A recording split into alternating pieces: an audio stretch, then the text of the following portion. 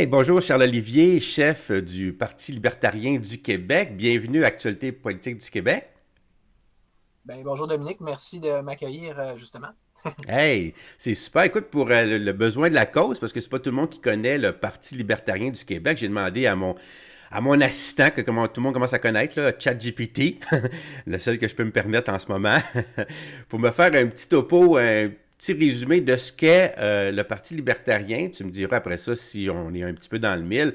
Il me dit que le Parti libertarien du Québec est une formation politique provinciale qui prône une réduction significative de l'intervention de l'État dans les affaires publiques, favorisant ainsi les libertés individuelles et économiques. Fondé en 2012, le parti s'inspire des principes du libertarisme, comment il dit ça? Libertarianisme, mettant l'accent sur la responsabilité personnelle, la liberté de choix et le libre marché. Charles Olivier, toi, est le chef actuel du Parti libertarien du Québec. Sous sa direction, le parti continue de promouvoir des politiques visant à diminuer la taille du gouvernement, à réduire les impôts et à éliminer les réglementations jugées excessives. Jusqu'à date, ça va bien. L'objectif principal est de créer un environnement où les individus et les entreprises peuvent opérer avec un minimum d'interférence gouvernementale tout en respectant les droits et libertés de chacun. Bien que le Parti libertarien du Québec n'ait pas encore obtenu de siège à l'Assemblée nationale, il demeure actif sur la scène politique provinciale, participant aux élections et cherchant à influencer le débat public en faveur de ses idéaux libertariens. On est-tu proche un peu de ce que c'est le Parti libertarien en partant? Oui, puis c'est intéressant de dialoguer comme ça avec l'intelligence artificielle. Ce soir, justement, je vais avoir une formation moi-même pour apprendre à utiliser un peu plus ces choses-là. Ouais. Puis d'ailleurs, ça me fait déjà une sorte d'entrée en matière pour comprendre comment ils fonctionnent parce que, comme vous vous en doutiez, c'est assez pile dedans, disons, pour ce qui est de la description, on va dire, du libertarianisme, L'idéologie. l'idéologie en tant que telle. Fait que c'est les seules deux choses, les erreurs qu'ils ont faites, pour ainsi dire, ou c'est des nuances, c'est que il parle de 2012. C'est parce qu'ils font Toi, c'est en référence. 2022, toi. Toi, c'est 2022 que tu l'as, C'est après, t'es devenu chef. oui, mais c'est vrai qu'il y a eu d'autres, au moins un autre parti libertarien avant. Avant. Je ne sais pas même combien de fois qui a été réouvert puis refermé, mais c'est sûr que Ouais, c'est ça. l'idéologie, la mentalité, À elle date. n'évolue pas tant que ça, à part que, justement, dans mon cas, on peut dire que c'est beaucoup plus peut-être radical ou drastique que tel que décrit par ChatGPT ou tel que je veux dire, préconisé par on va dire les partis précédents. Là.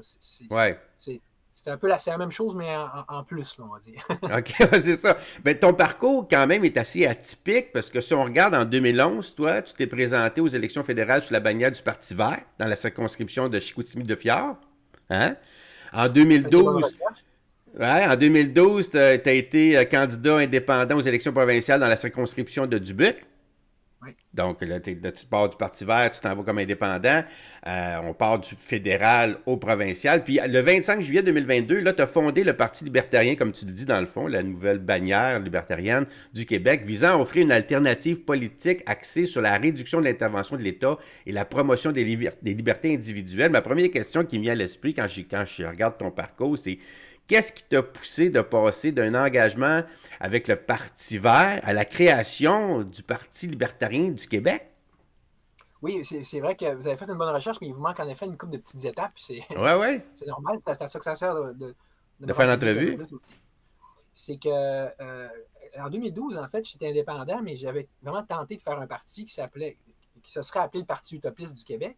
Mais que là, OK. vu que j'avais pas réussi à l'enregistrer comme parti, là, parce que c'était ce que là j'ai réussi à faire avec le Parti libertarien, ben, je l'avais juste appelé le mouvement utopiste. Mais tu sais, ça fait en sorte que ça n'a pas laissé de traces. Mais le programme est tout encore existant. OK. Et puis, donc, ça veut dire que déjà, j'étais très désenchanté, on va dire, de mon expérience avec le Parti vert, qui pourtant était le plus, qui accordait le plus de droits à la dissidence. Donc, ben, moi, je n'avais pas assez de liberté, là, de parole. Il m'appelait pour dire ça, tu peux pas dire ça, tu peux pas dire ça. Puis là, c'est pas pour ça que je vais en politique. Puis en plus, c'était très quand Ouais. même gauchiste. Mais moi, déjà, quand j'ai fait le mouvement utopiste, il y avait le meilleur de la gauche puis de la droite. Fait que ça fait comme déjà 10 ans, plus que 10 ans, c'était déjà comme une évidence pour moi. Puis le meilleur du souverainisme et du fédéralisme. Suite à ça aussi, j'ai fait une campagne au municipal en 2013. OK. C'est sûr Ah. normalement que ça apparaît pas, mais le pire, c'est que ça a réussi parce qu'on a fait, on a tassé un maire finalement qui était à l'ancien rang, qui était un petit dictateur, là, le maire Claude Boucher, pour le remplacer par un maire beaucoup plus démocratique. OK. Fait que, puis entre-temps, ben là, voyant justement, même avec un programme comme le mouvement utopiste là, qui se voulait le plus là, top-notch possible, le meilleur de ce que j'avais pu glaner dans les journaux pendant les revues de presse, qui avait duré au 4 ans, systématique de 3 ans, puis où est-ce que j'expluchais le meilleur de 4 journaux différents. Mm-hmm. Je me suis donné la totale, puis dans le fond, je n'ai pas été élu, puis même les médias n'ont même pas accordé d'attention. Fait que moi, ça m'a même amené à remettre en question la démocratie. Fait que carrément, fait que j'ai écrit un livre là-dessus, Okay. qui est disponible, il est dans le livre virtuel. Puis là, parallèlement à ça, j'ai commencé à penser à l'anarchisme. Mes premiers écrits là-dessus, ils remontent à 2016. Mais c'était comme juste, c'était resté là-dedans. Puis là, j'étais plus intéressé à rendre là par les éco-hameaux, par dire on s'organise par nous-mêmes, puis un peu fuck la politique, on va dire.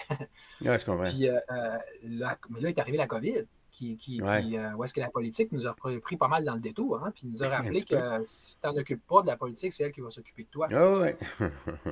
Puis là, moi, j'ai vraiment cru encore là, le plus possible aux initiatives citoyennes. C'est pour ça que j'ai organisé le sit-in de Québec, qui se voulait carrément un renversement du gouvernement, là, qui se voulait vraiment une occupation à la Ottawa, là, mais un avant, ou du genre Occupy Wall Street, puis tout ça.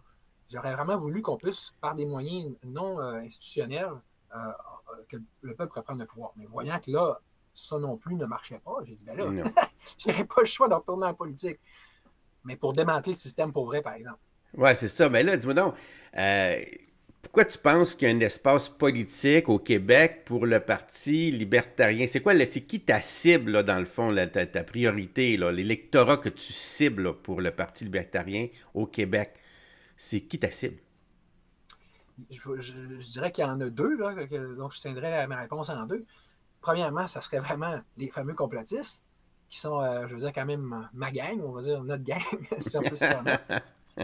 J'aimerais vraiment ça, qu'on s'unisse, oui, mais s'unir autour de quoi? Hein? Déjà, quand on arrive avec des partis, comme là, il y en a, on va dire, 5 ou 6, dépendamment comment on le voit, des partis de la résistance, c'est là qu'on voit qu'on n'est pas capable de vraiment de s'entendre sur qu'est-ce qu'on veut, c'est pas nouveau, puis tout ça.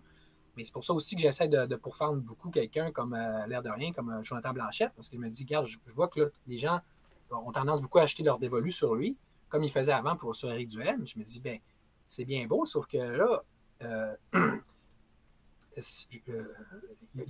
quand on arrive en politique, il n'y a pas de place pour la division à l'infini. C'est que là, il faut réellement qu'on se unisse autour d'un parti, à moins qu'on travaille en équipe. Ce que j'ai proposé à Éric Duhem et à Jonathan Blanchette, mais ils ne veulent pas. OK. Donc, fait que là, il y a ça. Fait qu'ensuite, l'autre partie de mon autre électorat, ce serait vraiment ceux qui, complotistes ou pas, sont vraiment tannés. Tu sais, exemple, à peu près quasiment, je ne sais pas, c'est 50 ou 60 des gens qui vont plus voter, là, ou 40 ou, en tout cas, c'est à peu près 40 je pense, c'est 60 qui vont voter. Fait que, puis même dans les gens qui vont voter, il y en a beaucoup qui sont désabusés. Donc, tu penses que ces gens-là qui ne vont pas voter, c'est parce que l'offre politique qui est devant eux autres les intéresse pas, tout simplement? Ou c'est parce que la politique, ça les intéresse pas tout court, là, non? C'est pas ça? Puis dans les complotistes, il y a beaucoup de gens comme ça aussi. Fait que moi, le problème qui est le mien, c'est d'essayer de vendre un parti politique à des gens qui ne veulent absolument plus rien savoir, ni d'un parti politique, ni de la politique tout court. Puis d'essayer de leur faire à croire, parce que je le crois pour vrai, puis c'est pas juste une illusion, que là, ça vaut la peine, puis que c'est pour de vrai, puis c'est pour de bon. C'est comme essayer de vendre de la viande à des végétariens, ça va être difficile. Je te dis pas que tu n'en auras pas, là, mais ça va être difficile un petit peu. Dis donc, ton parti, ton défi électoral, là, c'est quoi ton plan pour accroître ta visibilité, ta crédibilité auprès des électeurs québécois? Parce que tu n'as pas remporté de siège encore, c'est correct, c'est normal. Il y a beaucoup de petits partis comme ça qui essaient d'émerger. Puis ils n'ont pas de. Même le parti du M, qui a eu 500 000 voix, dans le fond, dans le suffrage, et même pas à cause pas du taux de participation, mais à cause du mode du scrutin. Il y a beau avoir 500 000 personnes qui ont voté pour lui, il n'y a même pas eu un siège, il n'y a même pas, écoute, abouti avec un siège, c'est l'enfer. Dans un contexte comme celui-là, parce que le mode de scrutin n'a pas changé, malgré qu'il avait promis de faire ça la CAQ et tous les autres partis aussi. Toi, ça va être quoi ton plan là, pour accroître ça, cette visibilité-là, cette crédibilité-là? Tu en as parlé un petit peu tantôt, tu as dit, tu sais, j'ai pas eu la chance d'avoir la visibilité des médias de masse. Hein? Tu sais que c'est ça le nerf de la guerre, la visibilité. C'est comme ça que tu percoles à un moment donné dans l'électorat. Donc, il faut que tu trouves une façon, pas en allant bloquer un pont, là, mais faut que tu trouves une façon d'aller chercher la visibilité et la crédibilité. Fait que c'est quoi ton plan? T'as-tu un plan? Ben, vous avez bien fait, évidemment, de mentionner le mode de scrutin parce que la première chose à faire pour bien faire, ce serait ça. Puis, Ouais. comme vous dites, la dernière élection est particulièrement révélatrice, puis Ouais, ouais. il crève-cœur à ce niveau-là. Parce que Ouais. même moi, je peux bien parler contre Duhem, mais ou contre Trump, mais j'étais le premier à être content que Trump rentre, puis j'aurais été le premier à être content que Duhem puisse rentrer, Mhm. parce qu'il est bien plus proche de nos valeurs. Mais fait que moi, d'ailleurs, suite à l'élection, j'ai tout de suite mis le paquet là-dessus. J'ai essayé de faire tout ce que j'ai pu au niveau du mode de scrutin. Donc, en contactant toutes les parties, carrément, et OK. en organisant une manif à ce niveau-là qui n'a pas marché. Puis là, puis j'ai contacté aussi Démocratie Nouvelle, là, le mouvement Ouais. Pierre Charbonneau, pas lieu de réponse. Fait que là, il semble qu'il n'y ait aucun réel sérieux, même au niveau des partis eux-mêmes. C'est incroyable. Donc, rien à faire. Fait que là, plan B, j'ai participé vraiment à la création de ce qu'on appelle le collectif des partis émergents. OK. Nous, on est tous les plus petits partis, que ce soit moi, que ce soit même Jonathan Blanchet, on l'a invité aussi, mais ça, je vous dis, il va rien savoir. Mais bon. Mais tous les petits partis ont le même problème du manque de visibilité dont vous Ouais. parlez. On appelle ça le blocus médiatique. Fait que là, il y a quand même certaines démarches qu'on va faire prochainement pour essayer de forcer les médias à parler de nous. Fait que bon, ça, c'est tel que tel. OK. Mais ma vraie stratégie, parce que tout d'un coup, que ça marcherait pas non plus le plan B, ben, c'est carrément de me faire élire. Puis là, donc le truc d'habitude, on se dit qu'on va se faire connaître puis se faire élire. Moi, c'est le C'est contraire. ça. J'essaie de me faire élire, me Comment faire tu fais connaître. ça? Comment qu'on fait ça? Ben, c'est un peu, vous allez me dire, c'est un peu idéaliste ou excessif, mais ça, c'est une erreur Utopique, me le dire? Ton Pardon? utopiste, je me l'as dit comme Oui, c'est je suis comme ça utopique. en partant, fait que ça aide. Ouais, c'est ça. Mais ça donne que mes parents, ils ont fait beaucoup de politique dans le passé. Puis OK? une chose qu'ils m'ont toujours dit, qu'ils ont caché depuis longtemps, c'est que la stratégie la plus efficace, c'est le porte-à-porte. Puis je l'ai expérimenté quand même dans les 3 campagnes que j'ai faites, au fédéral, au provincial et au OK. municipal. C'est sûr que quand tu arrives à un petit endroit comme l'Anse-Saint-Jean, comme au niveau municipal, où c'est facile de faire le porte-à-porte au complet. Mais là, pour un comté comme Chicoutimi, ça va être une autre paire de manches. Mais hein? Mais je me suis déjà informé auprès de DGEQ, puis j'ai pas besoin tu sais, je pourrais commencer dès maintenant. C'est que là, pour Ouais. différentes raisons, je peux pas, il faut que je m'occupe de d'autres dossiers dont je vous ai parlé tantôt. Ouais, ouais. Mais dès que possible, l'année prochaine, je vais commencer. Puis moi, ce que OK. je vais aller voir, ce que je vais cibler, c'est les pauvres. Les gens qui sont tannés de l'immigration massive, les gens qui sont tannés d'avoir pas de liberté, d'avoir pas d'argent dans leur poche avec tout ce que l'État leur prend. Fait Ouais. que c'est ça que tout d'un coup, que je serais capable, avec un vrai travail discipliné, de causer une surprise, là, puis de Ouais. faire en sorte que profiter de la division du vote, finalement, Ouais. que, pour rentrer. Parce que je regarde, tu te dis, je vais cibler dans le fond ceux qui n'ont pas d'argent, les pauvres, ceux qui sont les démunis finalement, tu sais.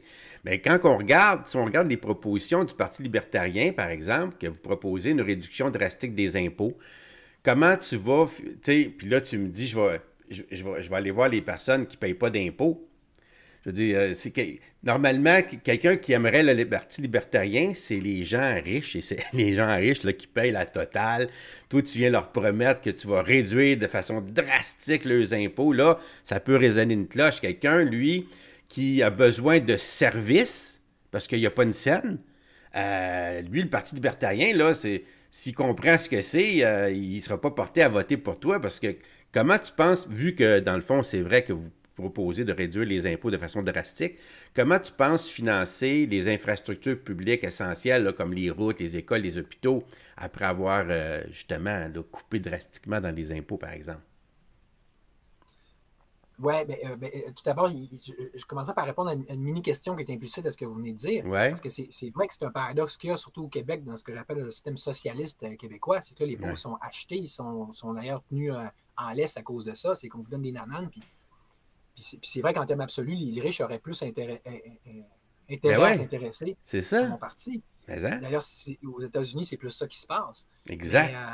au niveau du Parti libertarien américain, qui a quand même une très belle longueur d'avance par rapport aux autres partis libertariens. Fait que la situation du Québec est un peu particulière pour ça, sauf que là où je pense que l'État ne s'aide pas, c'est qu'il opprime tellement le bas peuple, dépendamment de la question des impôts, Mhm.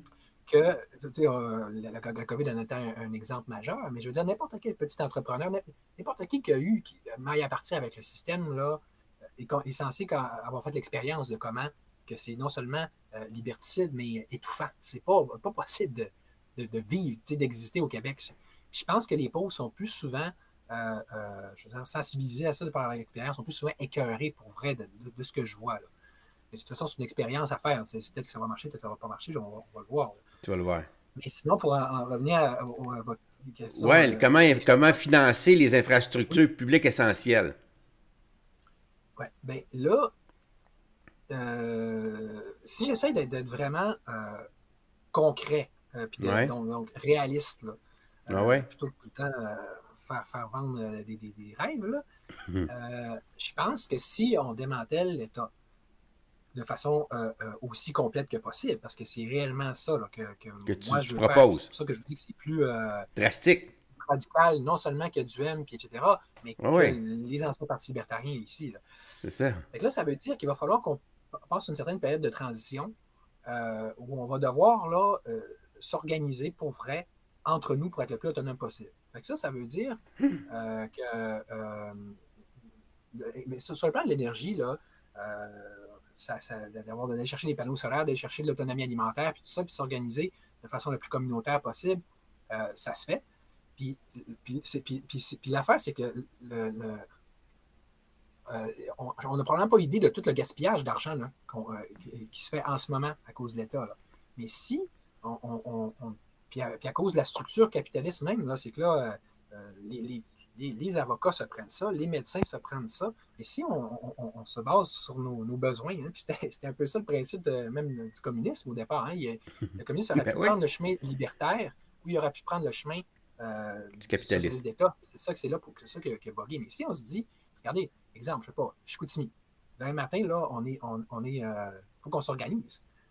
Ben là, ça veut dire que veut pas, les gens n'auront pas le choix d'y aller plus en fonction des besoins et des capacités. Okay? Mais sinon, au niveau, pour faciliter cette transition-là, ben, de toute façon, ça ne se ferait pas tout d'un coup non plus. Ça veut dire que l'État, il va continuer quand même de percevoir des impôts et des taxes. On va baisser, on va baisser, on va baisser.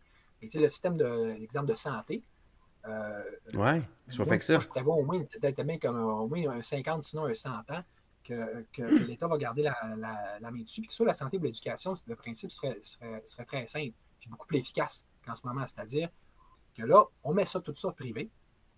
Puis là, après ça, l'État te rembourse en fonction de ton revenu une partie de la facture. Donc là, déjà, là, ça changerait la game complètement. Ça réintroduirait la compétitivité. Puis, en plus, ben là, c'est ça, c'est que ça permet quand même une accessibilité sociale et une justice sociale. Là. OK. Donc, mais là, ça ne me répond pas dans le fond, parce que, tu sais, il y a tellement de dépenses quand on passe aux routes. Là, tu me parles un peu de la santé, mais il y a les hôpitaux, bien sûr, les infrastructures. On a 1600 bâtiments, par exemple, juste pour les hôpitaux puis tout ce qui est santé. Les écoles, écoute, les écoles sont en décrépitude, sont en manque, sont sous-financées. On devrait investir des milliards qu'on n'a même pas en ce moment. Donc, si demain matin, le Parti libertarien prenait le pouvoir, puis il coupait drastiquement dans les revenus de l'État, ben, veut pas, toutes les infrastructures publiques essentielles en pâtiraient, là. Dis-moi donc, penses-tu que la privatisation, justement, totale des systèmes d'éducation, de santé, il serait bénéfique pour les Québécois? C'est ça? Il serait Ben, bénéfique pour les Québécois? De quelle façon? pour moi, c'est une évidence absolue. C'est le seul bug, c'est qu'il va falloir que je trouve des façons de le verbaliser et de l'expliquer. J'aurais quasiment le goût de dire on peut-tu l'essayer pour une petite zone? Peux-tu l'essayer pour une petite zone? Ouais, mais c'est sûr qu'il y a des choses, des fois, qui marchent en petite quantité, mais Quand tu fais ta sauce à Mais c'est ça, spaghetti pour... elle goûte pas la même chose, là. mais justement, ce que vous venez de dire, c'est l'essence de la chose. Parce que l'essence du libertarisme, puis ça, certains, voyons, Maître Guy Bertrand, Ouais. qui est anciennement l'avocat de la Fondation, l'avait Mhm. très bien compris aussi. Il a fait un livre là-dessus sur la décentralisation. Le cœur de la question est là. C'est que si, puis anciennement, les anciens États, que ce soit la monarchie française, puis tout ça, étaient beaucoup comme ça, là, puis même ici au Québec avant, si on s'auto-gérait plus sur une plus petite base, il faut juste qu'on est tellement plus habitué à penser ça, puis que ça nous échappe. Là. Mais puis par rapport aux routes, ce que vous dites, ça Ouais. aux infrastructures, c'est un élément intéressant où est-ce que là, on n'a pas le choix d'être quand même pas trop à petite échelle non plus. Il faut qu'on Ben soit, non, surtout pas qu'on a une un échelle, grand on va dire, territoire. oui, oui, oui, c'est ça. Exemple, je dirais des échanges à une échelle plus intermédiaire, exemple régional. Parce que si tu fais une autoroute, là, tout ça, fait que là, ben, il va falloir qu'il existe des ensembles un peu plus grands, mais qui ne sont pas nécessairement aussi grands que l'État québécois. Quand même qu'on dirait que c'est un succès, l'État québécois, puis que ça gère bien quoi que ce soit les routes ou. c'est, c'est, je pense qu'on n'a surtout pas idée de toute la corruption qu'il y a dans l'industrie de la construction, Ah, puis c'est de sûr. toute l'inefficacité qu'il peut y avoir. Si nous, c'est nous autres qui payaient, là, si c'est la ville de Chicoutimi qui doit faire On ça se ferait prend fourrer un de pareil. concurrence, On se ferait fourrer là, pareil. on défusionne, puis là, d'un coup, on n'a plus trop d'excès d'argent. Là, on veut vraiment pas que ça niaise. On a ce tronçon-là à faire. Puis plutôt que de refaire les lignes, puis on voit qu'ils refont toujours des travaux partout, à des places Ouais, ben c'est que parce qu'au il n'y avait départ, pas ils font besoin. pas de façon. Il manque la qualité, hein, c'est ça que je lisais à un moment donné sur les routes, tu sais, quand tu traverses les lignes, Oui, puis tu arrives juste de l'autre côté, puis là, tout d'un coup, là, tu l'entends, juste en roulant, tu l'entends ton char, là, tu sais. Ah, oui, Colin, on vient oui. de changer de route, là, on vient de changer de pays. Puis pourtant, on s'entend-tu que le climat, je veux dire, les nuages, la neige, elle n'arrête pas sa ligne, là, tu sais. Parce qu'on dit souvent que nous autres, ici, c'est parce qu'on a les hivers, on a les 4 saisons, c'est très difficile. C'est vrai que c'est très difficile. C'est plus difficile, nous, au titre qu'en Californie, on peut le comprendre. Mais si on se compare à des places qui nous ressemblent, puis qu'on voit que leurs routes à eux, ils t'offrent beaucoup plus longtemps, sont plus belles, puis tout, ben c'est tout simplement parce qu'ils mettent plus de bitume, ils mettent plus épais de bitume. Ça coûte plus cher faire leur route que nous autres. Nous autres, c'est des routes là, très économiques. Là. Hein? Fait qu'on C'est n'investit pas tellement vrai que suffisamment. c'est ça. Je pense qu'on peut quasiment faire une loi, une sorte de règle, que plus tu vas vers, on va dire, le libertarisme, on va vers le Canada anglais ou vers les États-Unis ou vers les États qui sont peut-être plus républicains ou plus justement proches de la philosophie libertarien, plus les routes vont être belles. Là. Pour moi, je n'ai pas de misère à gager là-dessus. Parce que quand tu comprends c'est quoi le socialisme, le Québec en est un très bon exemple, mais Ouais. c'est le même principe qu'en URSS. Là, tu compares J'espère les que Allemands à non! une Cadillac, hein? Je suis pas sûr, là. Je changerais pas ma place avec un Russe, là, honnêtement. Non, non, je sais. Mais ce que je veux dire, c'est que t'as la vraie gauche puis tu as la vraie droite. Hein. Moi, c'est le même que Ouais. j'appelle ça. OK. Plus tu vas à droite, plus tu réduis l'État. Plus tu vas à gauche, plus tu augmentes l'État. Ouais. OK. Mais plus tu vas à gauche, plus moins ça va être de qualité. Là. Plus ça va être, plus là, il va y avoir de l'ophage, là, finalement, Ça va être cheap. de gens qui profitent d'inefficacité, finalement, parce qu'ils profitent, ils sont payés de toute façon, qu'ils soient bons ou pas. Ouais. Puis plus tu vas avoir de gens qui vont justifier leur job, On qui vont nivelle par faire. le bas, là. Le communiste, on nivelle par le bas. Oui, c'est ça. Le plus haut, c'est le plus bas, finalement, là. C'est comme... Je Nous, comprends ce on que tu s'amuse veux à dire. ignorer ces lois de base-là qu'Adam Smith avait exprimées, qui sont les bases du capitalisme. Là, c'est que ça marche pour le libre marché, mais on ne l'applique pas au niveau de la gouvernance. Hmm. Mais je veux dire, c'est sûr que si tu l'appliques au niveau de la gouvernance, là, tu te dis, ben regardez, là, nous, puis que c'est le peuple, au final, qui est au même titre qu'on est appelé à jouer un rôle au niveau du consumérisme, du capitalisme, on fait la même chose au niveau de la gouvernance. Regardez, nous, là, si telle équipe de policiers n'est pas bonne, on la claire. Si telle équipe qui est censée faire les routes n'est pas bonne, elle prend le bord. Ben là, tu as une vraie compétitivité. Là. Ah, ben, c'est sûr que les appels, on appelle ça des appels d'offres. Nous autres, tu sais, on fait des appels d'offres. Puis on sait, on a vu surtout pour les routes, on parle de routes, là, les manigances, là, parce qu'il n'y en a pas 52 Oui, 000 oui. là, qui font des routes comme ça. Ça faut que tu sois équipé, là, ça coûte cher s'équiper pour faire les routes, les grosses machineries et tout et tout. Donc, tu as quelques compagnies. C'est pas comme des dépanneurs. Il n'y en a pas à tous les coins de rue, donc, puis ils sont pas dans toutes les régions. Mais ils peuvent soumissionner, ils peuvent faire des appels d'offres dans toutes les régions. Puis on a vu le modus operandi de ces gens-là, parce qu'ils se connaissent tous, hein, le monde est tout petit. Oui, Ils oui. s'appellent, puis ils disent, écoute, moi je suis à Chicoutimi, moi mon secteur c'est tel secteur, toi ton secteur c'est tel secteur. Fait que quand ils ont besoin, par exemple, dans mon secteur, de faire des routes, ben vous allez tous soumissionner 20% plus cher que ce que tu soumissionnerais normalement. Moi, je vais soumissionner 10% plus cher que ce que ça vaut. Moi, le décrocher, moi, faire le total. Puis quand ça va dans ton secteur, moi, faire la même chose. On s'entend-tu là-dessus? Merci, bonsoir. Puis, hein? Après ça, ben, vu qu'on a passé une loi pour faire des appels d'offres, donc en tant que politicien, que tu ne choisisses pas ton ami, hein, qui travaille mettons qu'il y a une compagnie comme ça, pour pas que tu fasses ça, ben là, on a dit, OK, on va faire des appels d'offres, puis ça va être le plus lourd, celui qui soumissionne le plus bas, soumissionnaire, qui va remporter la mise. Fait que là, tu sais, mais ça veut dire quoi aussi? Ça veut dire qu'on prend le cheap labor, on prend de la marde, là, on prend... Parce que des fois, moi, je sais bien que quand je fais mes achats, tu sais, en tant que citoyen, je parle, là, je n'irai pas chercher nécessairement ce qui coûte le plus cher, mais je n'irai certainement pas prendre ce qui coûte le moins cher. Je vais prendre qualité-prix. Tu sais, je vais quand même penser, dire, OK, là, lui, ici, à ce prix-là, c'est fantastique. Il me coûte 50$ plus cher, mais ça vaut beaucoup plus cher. L'autre, je payerais 300$ plus cher pour à peine quelques éléments que je ne me servirais même pas. Bon, voici ce que je vais acheter. Ça va être le qualité-prix. Vous venez de décrire une des dynamiques là, pernicieuses qu'il y a, mais Ouais. il y en a plein d'autres qui vont dans ce sens-là. Là. Ben, où est-ce Comme, qu'il y a de l'homme, il y a de l'hommerie, hein? C'est comment est-ce que c'est? oui, c'est ça. C'est pour ça que tu veux avoir une surveillance le plus Ouais. proche possible du peuple par rapport à ses élus ou par rapport aux entreprises qui fait affaire. Ouais. Vous êtes probablement conscient qu'il y a aussi la. C'est quasiment une vérité qui est non dite, mais qui est connue, mais les gens dans le milieu de la construction, ils vont se dire pourquoi qu'on ferait ça super de qualité alors que justement, indépendamment de la notion des appels d'offres, si on fait ça moins qualité, il faut qu'on refasse le contrat Exact. dans 10 ans ou dans quelques années. Ben oui. Ils font pas, mettons, L'obsolescence contrôlée, même ces routes, là, tu sais. Oui, oui, c'est ça. Quasiment. Tu sais, je me souviens, Kevin Big-Grenier, dans un de ses speeches, je veux le recontacter pour ça, pour une entrevue, mais il l'avait dit rapidement, puis je disais, ça c'est un bombe. C'était une affaire comme quoi, tu sais, si, OK, tu vas avoir le contrat, mais pour ça, non, si je veux avoir le contrat, tu me donnes un 300 pieds d'asphalte à faire, mais je veux aussi avoir un 300 pieds ailleurs. Et il y a toujours des traficotages comme ça, ce qui va dans le même sens aussi. Les lignes ne sont pas encore à refaire, mais on va les refaire, ça nous crée de la job.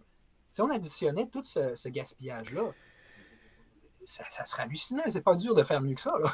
Mais ça n'a pas rapport à moi et toi. On parle là, des routes, mais ça n'a pas rapport avec les idéologies politiques. C'est un rapport absolument direct.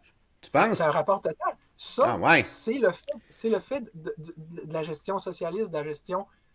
Non, mais tu as besoin de faire des routes. Tu as besoin de faire des routes. Bon.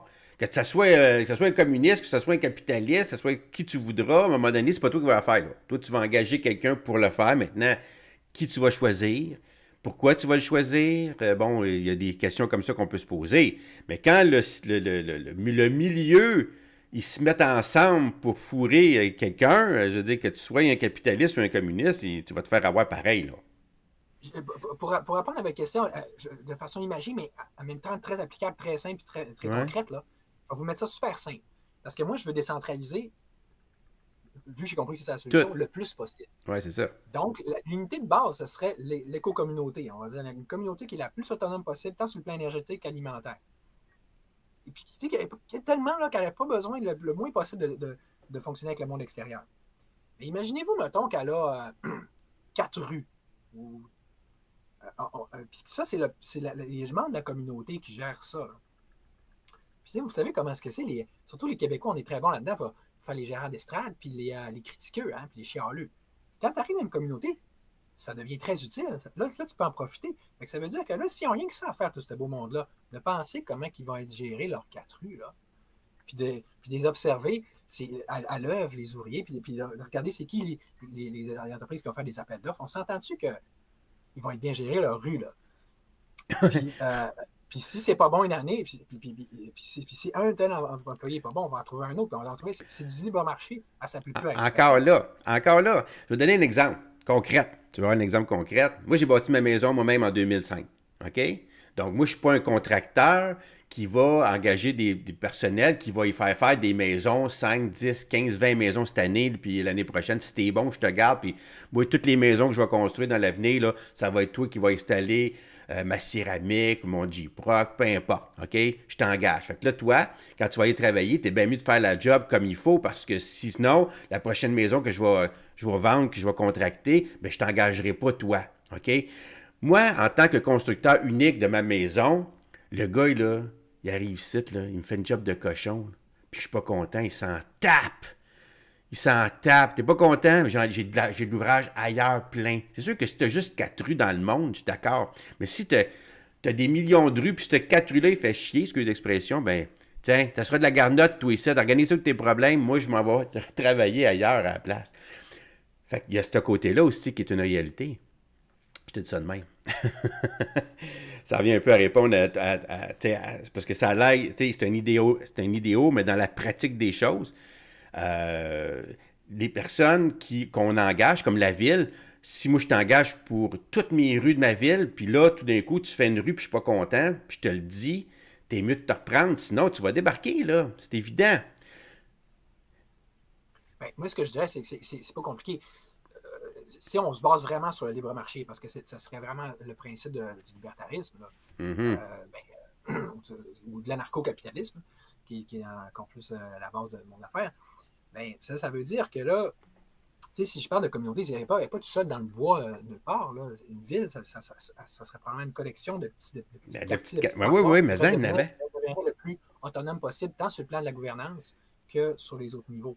Fait que là, ça veut dire que, puis tout le monde là finisse par se parler. Puis Ben, même c'est que ça. là, en ce moment, on les a les outils virtuels, exemple Internet, pour faire des sites. Ça a déjà commencé, mais le problème, c'est encore une fois ces systèmes, notamment le système judiciaire, qui nous empêchent de faire vraiment des vrais comptes rendus, là, vrais inventaires pour tous les entrepreneurs, toutes les cochonneries, tous les coups de cochon, tous les jobs mal faits, qu'on les comptabilise, puis qu'après ça, il ne peut pas juste passer d'une place à l'autre puis dire ah, ah, je m'en vais ailleurs. Là, on n'en veut plus de crosseurs, on n'en veut plus de voleurs, Hmm. puis tu t'en sortiras pas. Ça, par exemple, à travers tout le Québec, on va être unis. Ah oui, lui, il a bien fait la job dans telle communauté, on le veut aussi dans un autre. Ouais, c'est ça. C'est juste que lui, il veut pas y aller. Là. Il dit, alors, tu vois, là, ça coûte bien trop cher aller là. Moi, ma machinerie est ici. Puis, hey, je regarde l'heure. Dis-moi donc, on va aller un petit peu, juste parce que je veux parler de plusieurs sujets avec toi, parce on pourrait s'envarger là-dessus, c'est sûr. La souveraineté, vite, vite. Vous proposez un référendum sur la cession du Québec. C'est quoi ta vision d'un Québec indépendant là, sous un régime libertarien? Ben, premièrement, je ne sais pas si vous avez regardé un peu mon programme, mais c'est l'article 1 pour moi du programme libertarien, parce que de toute façon, pour faire toutes les réformes que je veux faire, il faut qu'on soit souverain. On peut pas. Tu pourrais pas faire ça dans le Canada. Non, parce que c'est trop des réformes majeures, puis qui touchent plein d'aspects fondamentaux. Exact. Prenons juste l'immigration. Ça c'est intéressant parce que c'est quelque chose qu'on nous enfonce dans la gorge en ce moment, puis qu'on est pogné avec. Puis là, tout le monde, la grosse majorité des Québécois sont tannés, mais on ne peut rien faire. Ça fait juste nous montrer l'absurdité de la situation actuelle, puis l'intenabilité de la chose. Donc là, on commence par se mettre souverain. Là, après ça, dans les choses de base qu'on met, ben là, on réduit l'immigration. Et puis là, ben, on peut commencer à démanteler l'État. On peut une fois qu'on s'est enfin débarrassé au moins de cette tutelle-là, là, d'Ottawa, puis de la reine en arrière, puis de je ne sais quoi, là. Fait que là, mais là, même avec le Québec, on a encore une autre tutelle à se débarrasser, qui est tout l'État profond, puis les gouvernements mondialistes. Là. Ben là, le gouvernement mondialiste. Fait que là, comme on le sait. Donc, puis ça passe par les États. Vous comprenez? C'est pour ça, c'est ça le génie puis la nécessité du libertarisme. C'est qu'il faut interrompre la chaîne de transmission qui passe en ce moment qui part des institutions mondialistes au fédéral puis au provincial. Mais je veux dire, même si on se sépare, ils contrôlent encore déjà l'État profond du Québec. Fait que là, on démantèle. Après ça, on décentralise au maximum. Et vraiment, la souveraineté n'est qu'une étape là, nécessaire là-dedans pour ramener le pouvoir toujours plus proche du peuple, toujours sur une base plus locale, puis de plus d'autogestion finalement. OK. C'est... OK. C'est même que tu vois un Québec souvent, je comprends. Ça serait pouvoir d'appliquer ton programme parce que ça serait la première question, ça serait de cessation, si je comprends bien, je fais un résumé, ça serait de se séparer premièrement, devenir souverain, puis pouvoir être maître chez nous, puis faire ce qu'on veut, là. En gros. Exactement, C'est ça qui oui. arrive. Pour de vrai, cette fois-là. Ouais, c'est Parce que ça. je me sens, le slogan Match chez nous, il a été utilisé pour centraliser le pouvoir à Québec, à travers sur tout le territoire du Québec. Et je Mhm, trouve pas que nous, les Québécois, puis les petits kidams, les petits mortels du peuple, ça nous rend, nous, maîtres chez nous. Au mhm. contraire, on est de plus en plus esclaves, puis non souverains dans notre propre patrie. Là. Ouais. Vous parlez du Code civil, vous parlez d'une abrogation progressive du Code civil, du Code criminel québécois. Par quoi tu remplacerais ces codes législatifs-là, là? Tu remplacerais ça par quoi? Parce que là, le Code criminel, le Code civil, ça régit nos vies, ça, là. Si demain matin, on mettait fin à ça, il faudrait le remplacer quand même, ce cadre législatif-là. Tu le remplacerais de quelle façon? Est-ce que tu le Ben, remplacerais? ultimement, c'est simple, c'est que ça va être aux collectivités locales elles-mêmes Ah de ouais. décider. Ben Aïe oui, aïe. mais c'est déjà, mais monsieur Jasmin, vous aurez sûrement Dominique. remarqué qu'aux États-Unis, c'est déjà un petit peu pas mal ça avec le principe. Les autres, sont déjà beaucoup plus décentralisés au niveau des États. Puis il n'y a personne qui pleure ou qui fait pipi dans ses culottes à cause de ça. Tout le monde vit très bien avec le fait que dans les différents États, il y a des différences de législation. Déjà au Ouais. Canada, on comprend moins ça, puis on n'est pas capable de vivre avec ça. Faut que le Canada, qui au départ était beaucoup plus décentralisé, s'est centralisé Mhm. énormément à travers Ah ouais. les C'est décennies, vrai. Ouais. alors qu'aux États-Unis, ça fait le contraire. Ils étaient Ouais. partis centralisés, ils se sont décentralisés. Faut qu'on comprenne qu'on ne va pas dans le bon sens. Il faut qu'on prenne exemple sur nos voisins. Mais là, moi, je parle plutôt du code civil et du code criminel, là. Donc, Oui, si oui, on abroge ça, ça veut dire qu'on met fin au code civil actuel puis le code criminel. Donc, c'est parce que là, tous les États, je comprends qu'ils ont des règles différentes, mais ils ont quand même un code civil, un code criminel, là, chacun des mais c'est États, toutes là. des règles de leur code civil et de leur code C'est criminel. ça. Là. Oui, oui, Je fais juste aller plus loin dans le même sens. oui. OK. Ils ont qu'on veuille ou pas, ils ont des différences dans leur code civil, dans leur code criminel, d'un État à l'autre. C'est une réalité.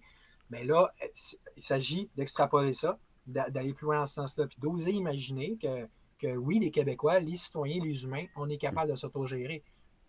Avant, là, les Amérindiens, ils s'autogéraient. Avant, en France, là, je veux dire, la monarchie française était énormément moins invasive et puis totalitaire là, que les États modernes. Là. Ouais, mais les C'est à tribus. partir de la Révolution française.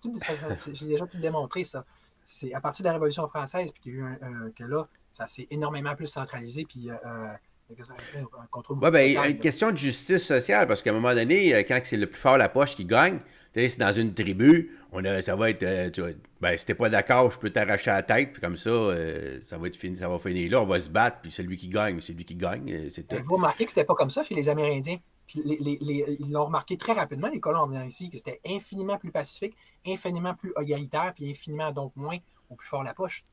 À un Ben moment là, donné, il va ils falloir étaient qu'on toujours comprenne en ça. guerre, les autres, là, les Indiens, écoute, Oui, ils ça, c'était étaient en leur guerre. défaut. C'est qu'à l'intérieur des tribus, c'était à toute fin pratique, là, pas parfait, mais pas loin, là, vraiment exemplaire par rapport OK. à ce que nous, on aurait besoin de prendre comme Oui, exemple. mais c'était des petits Mais, groupes, là, tu sais. oui, oui, c'est ça. Mais T'as pas des ça, millions le de même personnes, problème là.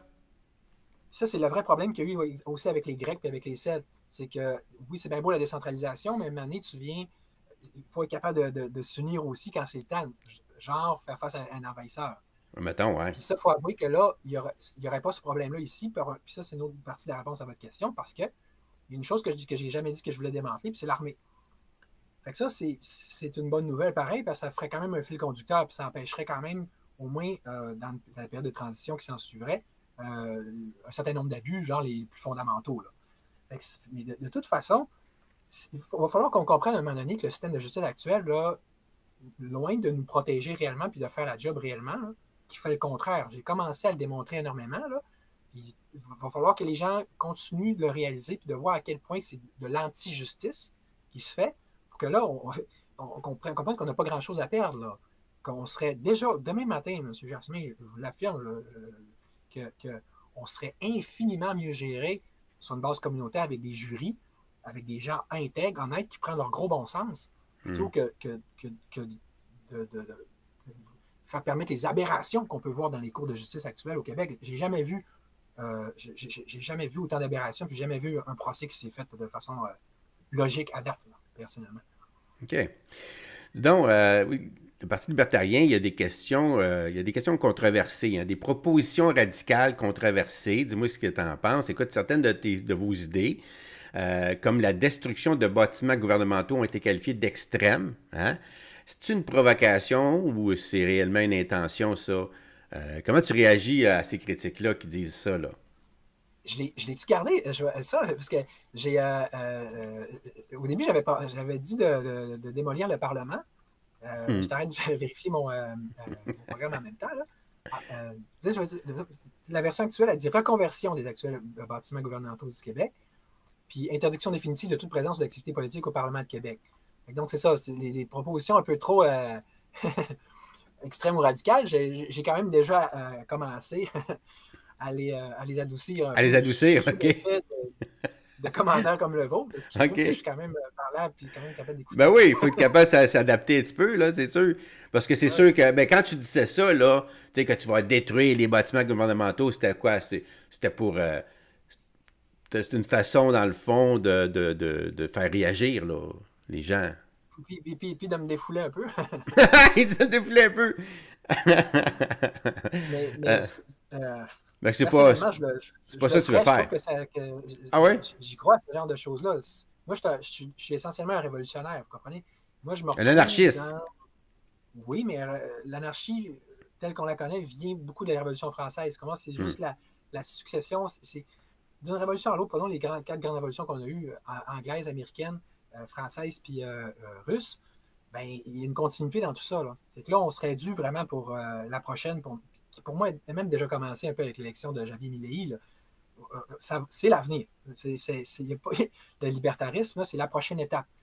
Fait que, puis on n'a pas le choix de s'inspirer des révolutions précédentes, mais une révolution, quand tu en fais une, là, à un moment donné, oui, ça se peut qu'il y ait des têtes qui roulent, puis ça se peut qu'il y ait des bâtiments qui soient détruits, comme ça s'est fait, ou en tout cas, Hmm. ils soient occupés ou un peu maganés, comme ça s'est fait pour Ouais, la ça, c'est le Bastille. chaos total, là. On Non, veut c'est pas pas le vivre chaos ça. total, ça se fait à chaque Ben, pour un révolution. certain temps, ouais, c'est ça. Une révolution, c'est un chaos.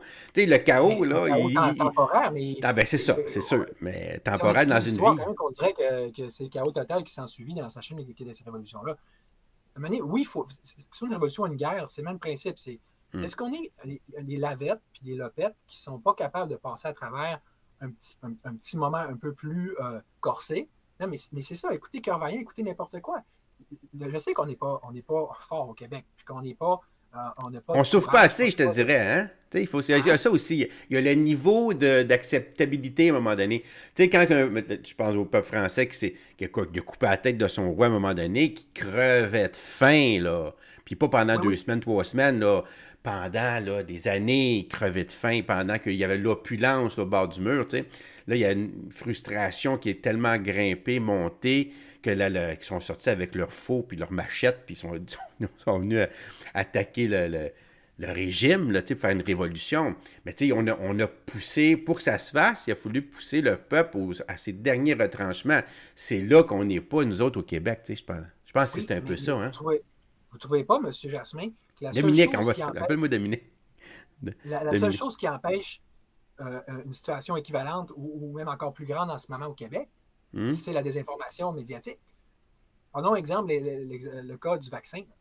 Ouais. Si là, ça devenait réellement médiatisé, puis si, comme je le préconise dans mon programme, qu'il y avait des procès en bonne et due forme qui soient faits pour tous les députés qui ont approuvé les mesures COVID, tous les avocats, tous les juges, tous les médecins, tous les francs-maçons, puis tous les journalistes. Puis ça, c'est comme une méga commission Charbonneau. Là, puis là Mhm. on s'en sort pas. Là, on fait des constats. Là, les gens auraient dit que au même titre que des gens mouraient de faim dans la Révolution française par manque de pain, bien que là, c'est par suite de décisions totalement plus responsables puis répréhensibles du gouvernement. Fait que là, ça, c'est un exemple, mais très majeur. Fait que là, je pense qu'à un moment donné, si les gens étaient informés suffisamment, puis si on faisait des vrais procès, oui, je pense qu'ils réclameraient aussi des changements puis des peines souvent capitales. Tu m'amènes sur les mesures sanitaires, la COVID, puis tout. Bon, votre proposition mesures sanitaires vous a mis sous les projecteurs parce que tu étais contre les mesures sanitaires à ce moment-là. Avec le recul, tu crois-tu que cette position-là que tu as prise contre les mesures a renforcé ou a affaibli ta crédibilité politique? Auprès de qui? Ben, auprès de ton électorat, là, auprès là, des Québécois, auprès de ceux que tu convoites, là. Là, tu me Ouais, l'as dit tantôt, tu m'as dit, les complotistes, moi, tu sais, je m'attends à ta réponse, là. Je te pose la question pour te laisser parler un peu. Mais quand même, parce que tu as pris cette position-là, c'est une position qu'on n'a pas vue beaucoup dans à l'Assemblée nationale, hein, on l'a vu, tu l'as dit, les oppositions se sont toutes ralliées au pouvoir qui a décidé là, de nous ostraciser, de nous primer, de tout, écoute, c'est effrayant ce qu'on a vécu. Puis ils ont tous participé, même que quand ils ouvraient la bouche, c'était pour demander un peu plus hein, d'obligations, d'aller encore plus loin que qu'est-ce qui allait déjà très, très loin. Donc, toi, tu te mettais en porte-à-faux vers ça, à ça. Donc, penses-tu que ça t'a aidé à ta crédibilité? Ça a-tu renforcé ta crédibilité, ça, cette position-là que tu as pris? Ben, c'est ça. Vous comprenez pourquoi j'avais posé la question tantôt, c'est que depuis la COVID, là, comme c'est ça qu'on l'éléphant dans la pièce par rapport à ce qu'on dit et ce que je dis, c'est que la population s'est divisée de façon définitive. Là. Fait que là, c'est sûr que c'est une situation qui est telle que telle. Donc, moi, ça me force effectivement à souffler un peu le chaud et le froid. Ça veut dire si, exemple, je m'exprime sur les réseaux sociaux, ou est-ce que c'est plus, on va dire, ma gang, donc plus les complotistes qui vont me suivre, c'est une chose. Si je fais mon porte-à-porte dans la ville Saguenay, ça ne sera pas nécessairement la même chose. Mais non. Puis de toute façon, là, je n'ai pas de présence médiatique, puis parce que les médias étant vendus, puis ça n'arrivera pas avant que je sois élu, de toute façon. Mais même si je suis élu, rendu là, moi, je suis à l'aise de jouer sur les deux tableaux. Là. Je ne suis pas obligé de. J'ai pas besoin, avec un programme aussi cohérent et aussi drastique que le mien, de parler de complotisme. J'ai juste besoin de parler de êtes-vous tanné de l'État, oui ou non? Puis, parce qu'il y a des raisons pour être tanné de l'État, il y en a à l'infini. Oui, on appelle. Ça transcende le complotisme, fait que ça va beaucoup plus loin. Donc là, moi ça ne me dérange pas. De toute façon, la game des perceptions, moi, je ne suis pas là pour faire le même jeu que Duhem ou Blanchette ou les politiciens habituels de faire attention à comment on est perçu puis de chercher un électorat par-ci, un électorat par-là. Mon but, c'est de changer les perceptions, de faire comprendre aux gens, c'est deux gros défis, là, en effet, de faire comprendre que l'État, c'est un problème plutôt qu'une solution, puis de faire comprendre que les complotistes avaient raison. Au final, ça revient au même, mais je veux dire, tôt ou tard, on n'aura pas le choix d'en arriver à ça, puis depuis l'élection de Trump, ça n'aura pas le choix de m'amener de devenir de plus en plus intenable, là, cette question-là de complotiste. En ce moment, à la tête du plus grand pays du monde, il y a le monsieur qui est quasiment pas le dieu, mais je veux dire la référence ou l'emblème de tous les complotistes. Fait que là, on en s'en va où avec cette étiquette-là? Je sais pas si Trump, là. En tout cas, je comprends ce que tu veux dire. Mais tu sais qu'au Québec, 95% des gens, on est l'État, si on se met avec les États-Unis, là, le Canada, les États-Unis, tous les États, toutes les provinces. Tu sais, on est au Québec les numéros 1, pas le deuxième, le troisième, non. Les tops, le numéro 1, c'est la liste pour ceux qui ont suivi les mesures de débile les plus strictes, là. Puis on les a suivis, nous autres, écoute, on était se faire vacciner à 95%, là. Ça te démontre un petit peu c'est qui ton électorat, là. Parce que, tu sais, quand tu dis les complotistes, là, ils représentent comme 5% de la population au Québec, là. Contrairement aux États-Unis, ils ont beaucoup plus, il y en a beaucoup plus, là, ou même ailleurs dans le monde. Partout ailleurs dans le monde, finalement. Je ne sais pas sur quoi vous basez pour dire 5%, parce que moi, quand je le visualise, j'ai plutôt tendance à me dire 14%, en me basant sur les dernières élections, en me disant que Duhem a eu 13%, plus de 1% de gens qui ont voté pour des partis de la résistance. OK. Ben moi, je te dis 5% parce que 95% ont accepté l'injection là, expérimentale. C'est dans ce sens-là. Fait qu'à ce moment-là, c'est des moutons qui est facile à pouvoir aller mettre dans le trou là-bas. Donc, ces gens-là, c'est des socialistes, c'est des gens que même s'ils allaient à contre-cœur, ben pour le bien commun, pour faire la bonne affaire, tu sais, c'est pas des rebelles, là. Tu sais, 95% de la population qui n'est pas rebelle, ça, je veux dire. Quand ils votaient après ça pour Duhem, il y avait d'autres raisons pour voter pour Duhem aussi, hein, parce qu'il y a les côtés Oui. économiques aussi. Il y a bien des gens qui veulent baisser les impôts parce qu'ils en payent des impôts. C'est pas des pauvres là, qui vont appuyer Duhem, là. C'est les gens qui ont de l'argent. Ou les gens pour les droits et libertés. Fait que lui, il y a comme deux cibles. Là. Ça lui a permis d'aller chercher un 13%. Là, il est à 11% dans les sondages. Moi, j'aurais pensé qu'il aurait dégringolé plus que ça après les élections. Hein? Parce que là, à partir du moment qu'il a essayé de faire comme les autres, puis qu'il a lâché, il a lâché le discours des complotistes, on pourrait dire, mais là, moi, j'ai dit, ça va s'effondrer. Puis non, il est resté quand même dans les 10% et plus. Tabarnouche, c'est très impressionnant. Dis donc, si on regarde la stratégie, OK, priorité immédiate, là, si tu avais un siège demain matin à l'Assemblée nationale, mettons, là, on va spéculer un petit peu, là, ça serait quoi tes premières priorités pour légiférer ou influencer les débats? Ça serait quoi, là, tes premières choses que tu ferais, là, en tant que député à l'Assemblée nationale? Ben, c'est intéressant que vous posiez la question parce que j'ai récemment justement commencé à penser à ça. Non, oui, non. Pour vrai, fait que moi, c'est sûr que dès que je serai élu, la première chose que je ferai, puis avant de siéger à l'Assemblée nationale, là, dès que j'aurai un Oui. micro de journaliste officiel, là, Mhm. pas pour vous dire que vous n'êtes pas officiel, mais hein. Non, c'est pas officiel. Je suis pas un journaliste non plus. Bon, mais c'est ça. Fait que c'est de faire tout de suite des appels aux autres partis OK? pour travailler en équipe le plus rapidement possible, le plus concrètement possible pour arriver à la souveraineté. Autrement dit, moi, mon objectif, c'est vraiment mon programme. Donc, or, je n'ai pas besoin, il y a plusieurs éléments du programme que je peux faire avancer avant d'être pleinement au pouvoir. Donc, OK. la souveraineté. La souveraineté, c'est une urgence, notamment avec toute la migration massive qui font Ah, rentrer, c'est ça. probablement dans bonne partie pour nous empêcher de la faire.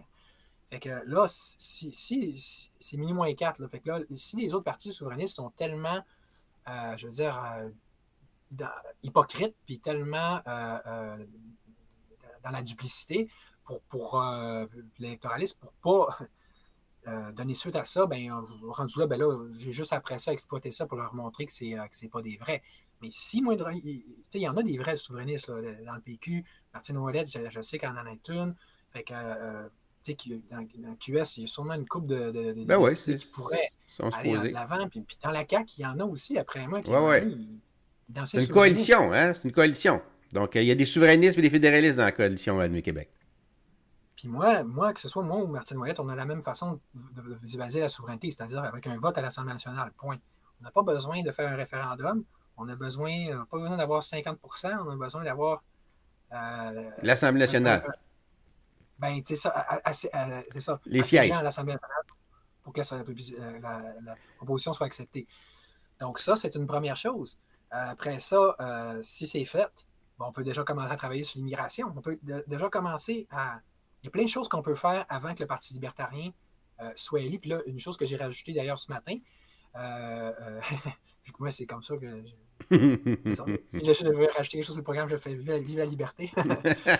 Puis j'ai mis, dans le fond, c'est le même principe que l'essence même du programme de démocratie directe. Ça veut dire que si je suis élu, en attendant de pouvoir former un gouvernement, même si c'est même pas moi qui fais la proposition, si moindrement quelqu'un fait une proposition pour installer des mécanismes de démocratie directe comme en Suisse ou aux États-Unis, dans les différents États, donc des référendums qui soient d'initiative populaire ou gouvernementale, moi je seconde ça. Là. Fait que là, on peut déjà faire quand même plusieurs grosses améliorations de base là, au système étatiste actuel en attendant. Tu sais, exemple, même chose pour Éric Duhem, si lui, il a plus de sièges puis qu'il veut commencer à privatiser tranquillement pas vite le système de santé avec des bonnes idées dans ce sens-là. Je leur ai déjà dit à des représentants des conservateurs, j'ai dit, moi, on s'entend que va voter avec vous autres sur plusieurs choses. Fait que c'est ça. Là. Donc, toi, d'ailleurs, ça va être ma prochaine question. Puis tu nous as parlé déjà un petit peu, déjà que tu as essayé, tu as contacté les autres pour s'unir, les autres partis. Mais si demain, tu devrais former une coalition pour avoir plus de poids justement à l'Assemblée nationale, avec quel parti tu serais prête à collaborer? Je comprends que tu serais prête à collaborer avec toutes les partis. D'abord, je poserais la question avec quel parti que tu sembles avoir le plus d'affinité ou que tu aimerais plus t'acoquiner ou collaborer? Quel parti qu'on connaît là, que tu aimerais collaborer? Ben, en fait, votre question est tellement pertinente que c'est déjà c'est déjà d'actualité. Fait que déjà en ce moment, c'est facile pour moi de dire avec lesquels je collabore le plus, puis le mieux. Fait que c'est sûr que d'une part, il y a les partis, on va dire, de la résistance. Là. Mon parti préféré, c'est justement là, Démocratie Directe, parce que on est tellement en bon terme que des fois, c'est comme si c'était. On se demande si on ne fait pas partie du même parti. Exemple, comme je vais vous dire, je vais mettre la proposition centrale dans mon programme, puis les autres, si on leur parle, là, vous allez voir qu'ils sont de Ils sont sensibilité réceptifs. idéologique assez antigouvernementale aussi. Là. Oh, oui, tout à fait. Puis eux autres, c'est les premiers, puis les seuls vraiment qui ont donné leur accord de façon plus concrète et officielle à mon idée principale en termes de collaboration avec les partis, qui est un partage de comté. Ça veut dire que demain matin, là, on pourrait faire bypasser le problème du mode de scrutin. Okay. Exemple, surtout si on était capable de fonctionner avec ce système-là, ce principe-là, à une plus grande échelle. Mais comme ça va être le principe de je te gratte le dos, tu me grattes le dos. Donc, tu sais, moi, si moi je prends juste le comté de Chicoutimi, ben là, vous ne touchez pas à mon comté, vous n'allez pas me sacrer plein de candidats pour me niaiser. Puis je fais pas la même chose. Ouais. Ça, avec ça, pensez-y, là, on dépasserait complètement la notion de partisanerie puis ce bug-là du système. La démocratie aussi, parce que tu bypasses la démocratie en faisant ça, en disant on ne présentera pas dans ce comté-là telle formation politique pour pas finalement diluer le vote parce qu'on veut que ce soit tel parti qui passe là, dans ce comté-là. Donc, je comprends ce que vous dites, mais je veux dire, à un moment donné, puis on va souvent se faire justement dans ce sens-là, ces critiques-là, mais c'est pour ça que même il va falloir ça va de pair avec une prise de conscience que c'est pas de la vraie démocratie, ce qu'on a là. Okay? C'est pas. On trouve ça démocratique en ce moment que Legault, surtout avec le mode de scrutin qu'on a là. Oui, c'est le mode de scrutin le problème. C'est pas la démocratie, là. Hein? C'est pas la démocratie le problème, c'est le mode de scrutin. C'est différent parce que le mode de scrutin avec 2 partis, ça fonctionne très bien. C'est à partir de 4-5 partis que là, ça déraille là, le mode de scrutin. Là, c'est une belle valeur, mais là, on est là. Au Québec. Oui. On a la partie. Puis avec la division du vote, puis avec la multiplication des partis, ça rend juste ça encore plus réel, aberrant. Oui, c'est ça. Où on croit, encore là, au système actuel, puis qu'on dit, ben oui, puis il faut jouer selon les règles, parce que c'est tellement un bon système, puis il est tellement démocratique, où on continue à être crétin, finalement, ou on arrête. Puis là, si on arrête, ça veut dire que... Puis, on prend le pouvoir, puis on démantèle le système. Mais pour ça, il faut prendre des étapes pour y arriver. Oui, ça c'est sûr. Comment tu prévois mobiliser les jeunes électeurs? J'ai regardé, il y avait un sondage. Cette semaine, il y avait un sondage qui montrait, par exemple, le Bloc québécois, au Québec, là, au fédéral, qui domine. Puis tout de suite après, il y avait le parti, dans le fond, il y avait le libéral, mais là, il s'est fait même damer le pion par les conservateurs, imagine-toi, même au Québec, tu sais. Mais quand même, de loin, c'était le Bloc. Mais si on regardait la tranche de 18-34, mais là, hop, c'est le contraire. Là, c'est pas le Bloc qui remportait ça, c'était le Parti conservateur. Donc, puis on parle des jeunes, on parle de ceux, dans le fond, qui poussent. C'est ceux, éventuellement, qui vont devenir au pouvoir, on s'imagine. Donc, on voit, il y a un clash là, dans les générations d'allégeance, d'idéologie, on pourrait dire. Là, c'est sûr que quand on regarde la masse, c'est le Bloc, mais quand on va dans le plus précis, ça serait les conservateurs. Ça change complètement. Mais donc, toi, en tant que libertarien, comment tu prévois mobiliser les jeunes qui pourraient être sensibles à tes idées de liberté individuelle, de l'économie, justement? Comment tu vois ça? Comment tu vas les mobiliser, ces jeunes-là? Parce que c'est quand même l'électorat que tu devrais viser, j'imagine. Ben oui, puis ça se fait naturellement, ça se fait tout seul. Je vais vous raconter une petite anecdote en ce qui me concerne moi. L'autre fois, pendant un bout, j'avais une blonde à Petit-Saguenay, puis j'arrive là, puis je vais à l'épicerie, puis le caissier il dit « Hey, c'est Charles-Olivier! » Puis une autre fois, il y avait un festival qu'il y avait là, puis je m'en vais là, puis tous les jeunes étaient autour de moi. « c'est Charles-Olivier qui fait ses lives sur TikTok, puis ça. » C'est des jeunes, il faut vraiment des jeunes de... Oui, ça, ils te reconnaissaient, là, puis ils t'appréciaient, là, tout de suite en partant.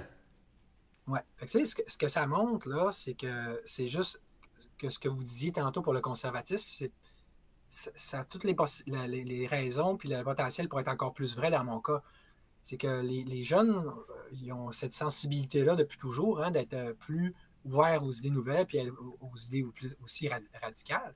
Ouais. Puis de toute façon, on le voit avec l'exemple que vous avez donné vous, c'est que l'avenir, il appartient à la droite. Là. Les jeunes, plus ça va aller, que ce soit pour des questions d'immigration, que ce soit pour des questions, je veux dire, t'as pas plus turn-off pour un jeune que du contrôle, là, puis de l'oppression. Puis c'est ça le système super socialiste qui est celui du Québec, indépendamment des partis qui sont au pouvoir. C'est ça qui nous offre depuis des décennies, puis ça fait juste empirer de façon exponentielle. Plus ça va aller, plus les jeunes vont être de la droite, puis plus ils vont aller, sans vouloir m'appeler de l'extrême droite, parce que c'est une expression qui est vraiment de la boîte. Ouais.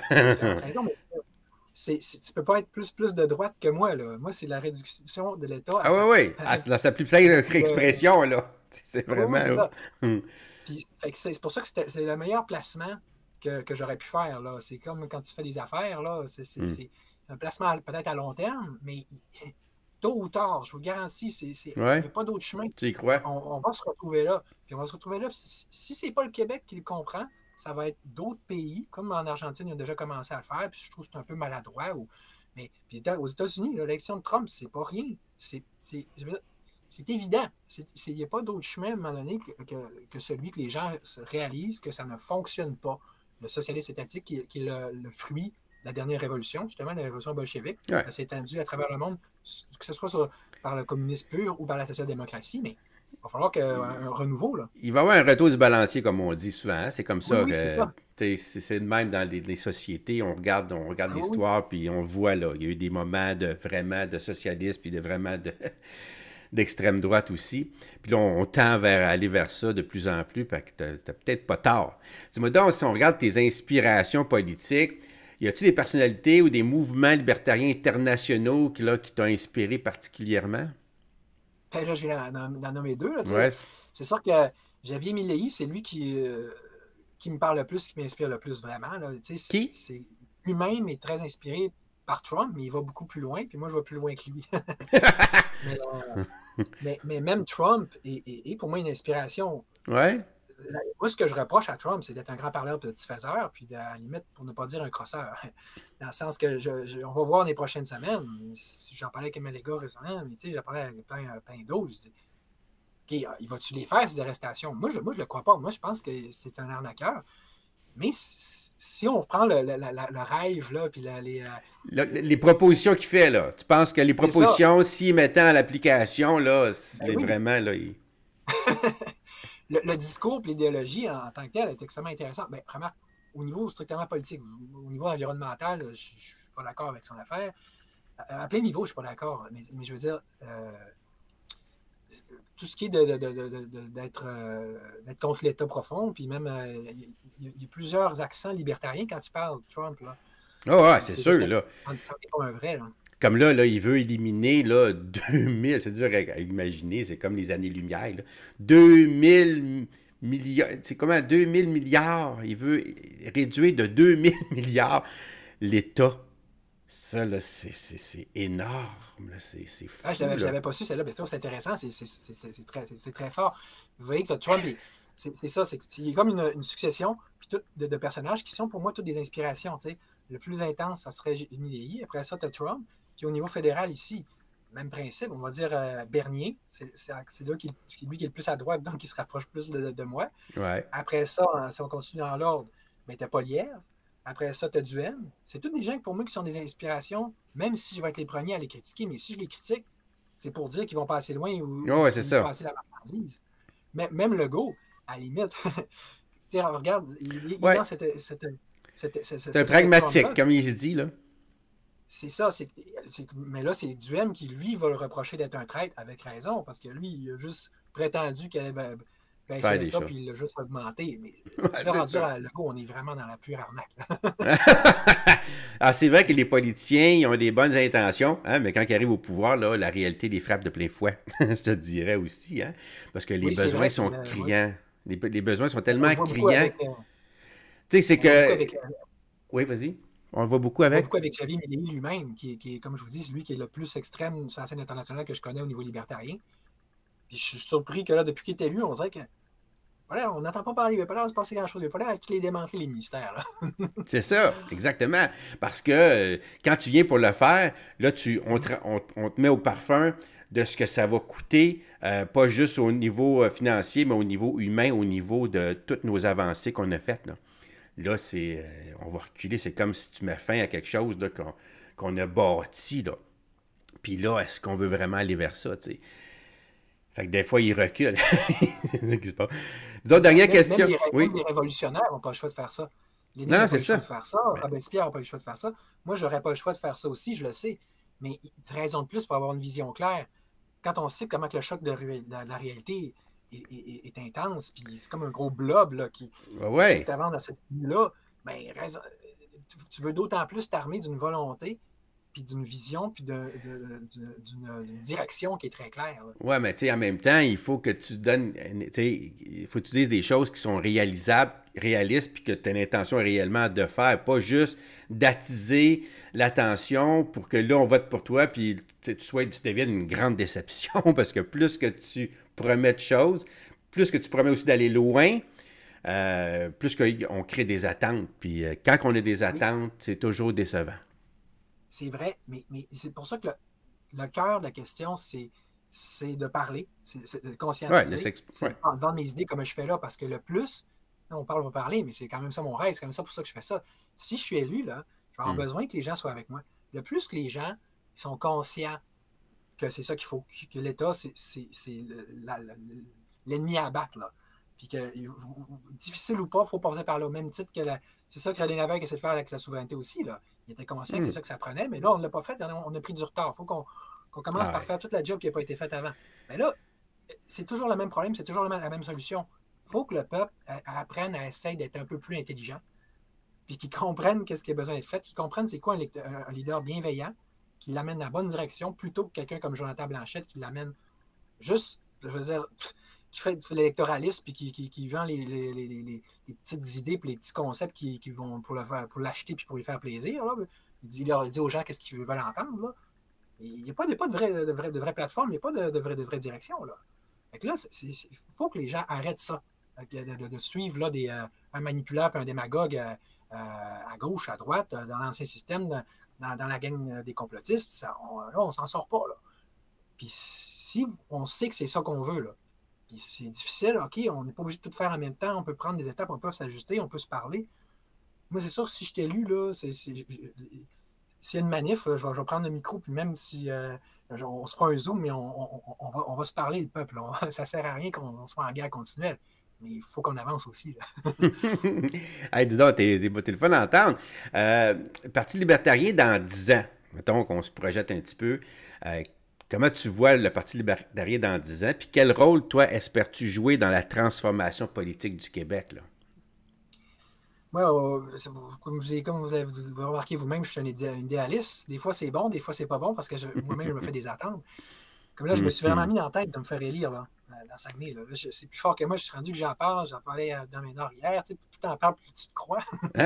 C'est sûr, Fait c'est que là, ça fait correct. en sorte que si je ne suis pas élu, là, l'année prochaine, je vais être déçu, là. Je vais être très déçu.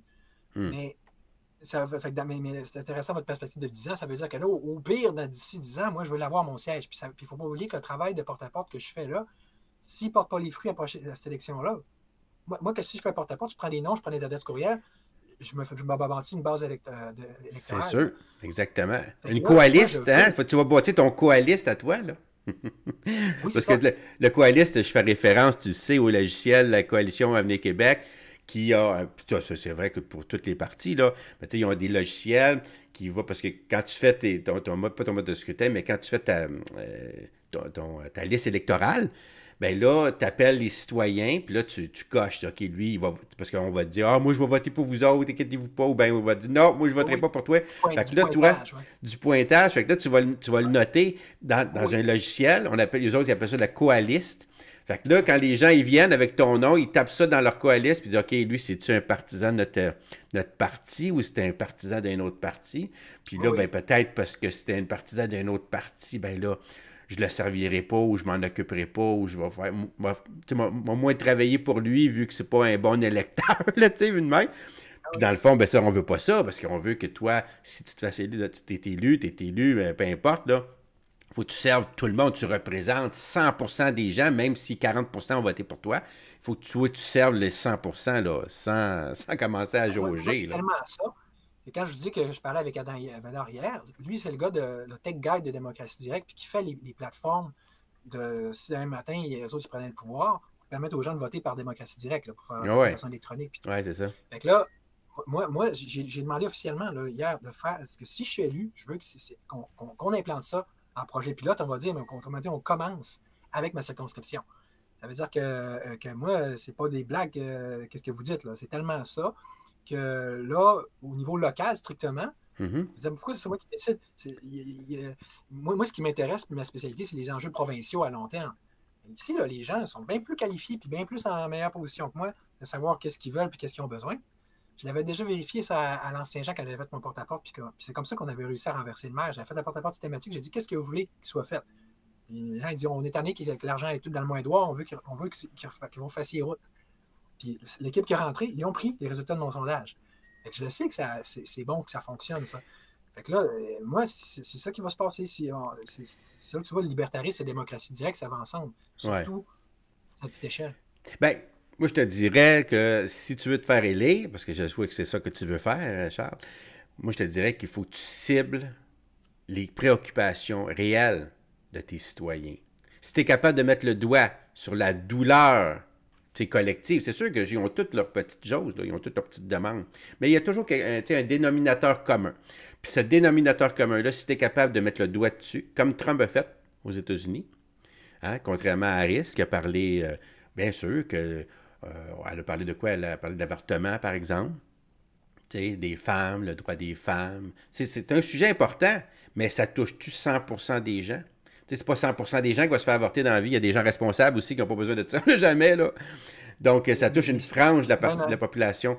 Tandis que Trump, lui, quand il arrive, puis il parle d'économie, il parle d'immigration, il touche à une douleur collective, là, que tout le monde vit. Puis l'économie, c'est pour ça qu'il a passé de façon aussi magistrale. Fait que je pense que, tu sais, moi j'ai reçu M. Cléroux de Démocratie Directe, puis il parle beaucoup de la démocratie comme telle, du mode de représentation versus là, le pouvoir au peuple. Bon, je comprends tout ce qu'il m'explique, mais moi, je ne vois pas dans la population comment ça peut percoler dans la masse, je parle, là.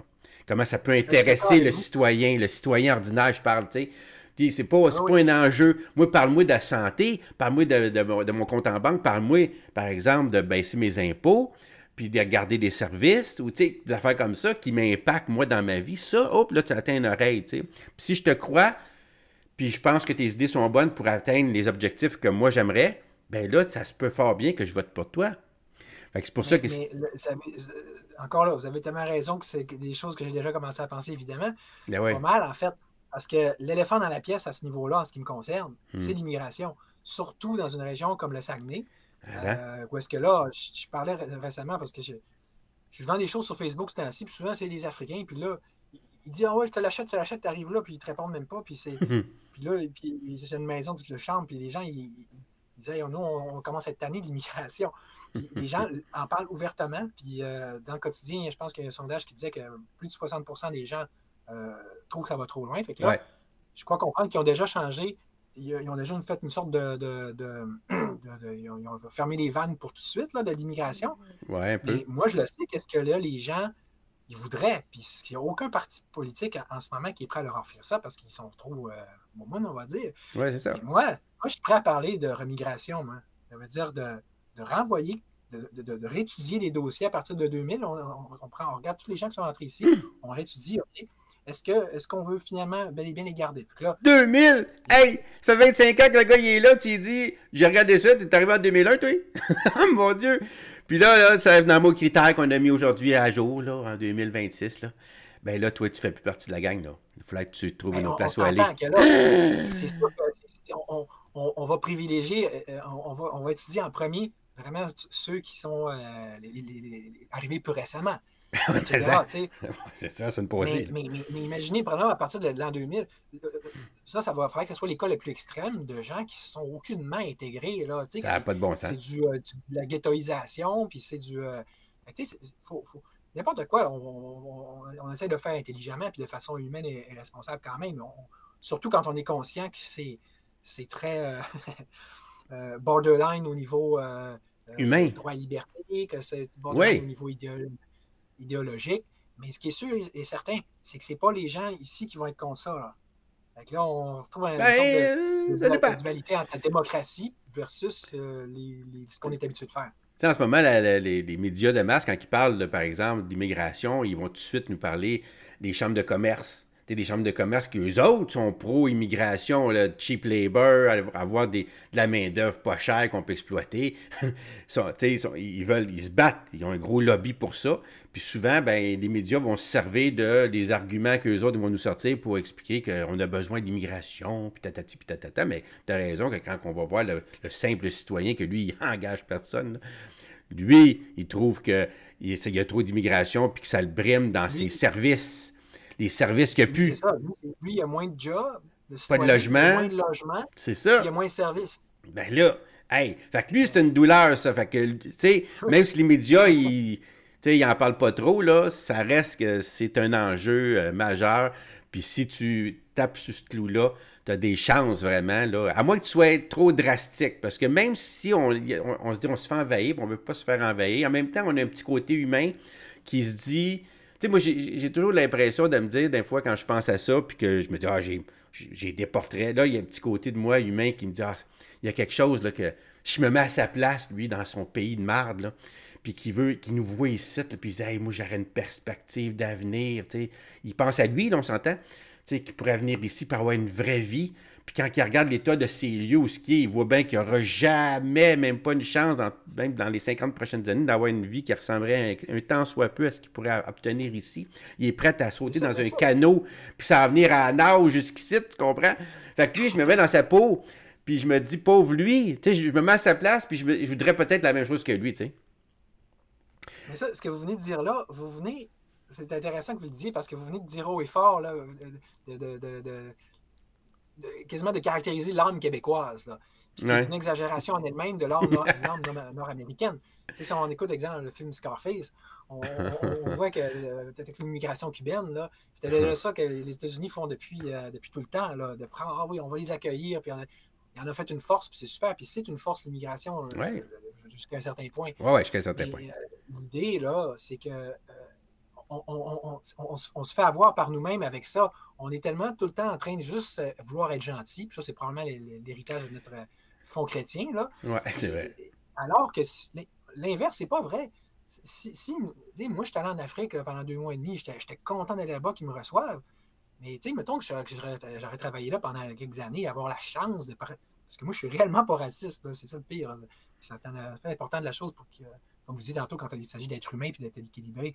Ouais. Moi, j'aurais voulu y aller pendant longtemps, mais pendant au moins, je sais pas, une couple d'années en Afrique. Okay. Donc, ils me disent, ben là, tu étais venu assez longtemps. Ce serait temps que tu te retournes. J'aurais pas chialé, puis je pense pas que la plupart des Québécois. Tu sais, je veux dire, tu reviens au Québec, là. On est en train de penser aux autres qui s'en viennent. On ferait nos petits gentils puis nos petits soumis aussi quand on arriverait ailleurs puis qu'on se ferait dire ça. Mais eux autres, par exemple, qui arrivent ici, au même titre que dans leur pays, ils se font des pays de merde, comme vous dites.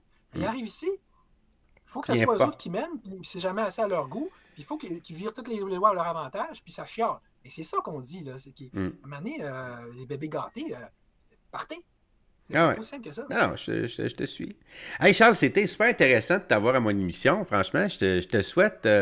j'espère que les gens qui vont nous écouter vont comprendre un peu plus c'est quoi le Parti libertarien du Québec, que tu en es le chef, puis tes objectifs sont légitimes, et ils représentent probablement des valeurs de plusieurs Québécois. Je souhaite que tu sois capable de partager ton message, surtout de te faire élire, parce que moi, j'encourage toute personne, je le dis à chaque fois, toute personne, peu importe les allégeances, que tu sois d'extrême droite, d'extrême gauche, de centre, à partir du moment que tu t'impliques en politique, je pense que ça a une valeur puis qu'il faut mettre en surbrillance. Puis c'est pour ça que j'invite des gens comme toi à mon émission. Je suis bien content de t'avoir reçu à mon émission. Puis je te souhaite vraiment bonne chance. Puis je t'encourage à continuer dans ta mission. Puis moi, je vous encourage à continuer dans ce genre de démarche-là que vous avez dit. Puis d'ailleurs, je vous remercie vraiment très sincèrement.